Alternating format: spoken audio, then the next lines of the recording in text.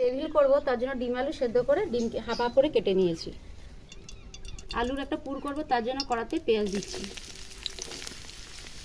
ধনেপাতা কুচি, লঙ্কা কুচি, লবণ, লঙ্কা গুঁড়ো, গরম মশলা গুঁড়ো, হলুদ গুঁড়ো, পেঁয়াজ বাটা, রসুন বাটা, আদা বাটা, মিক্স করে রাখা আলু সেদ্ধ।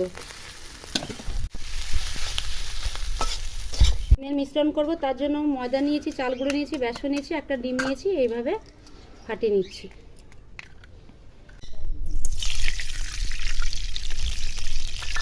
এরপরে এইভাবে আলুর পুর দিয়ে দেবো। ডিমের মিশ্রণে এইভাবে ডুবিয়ে নেব, বিস্কুট গুঁড়াতে এইভাবে মেখে নেব, আছে দিয়ে দেবো। ডিমের টেবিল হয়ে গেছে, তুলে নেব। ডিমের টেবিল কমপ্লিট।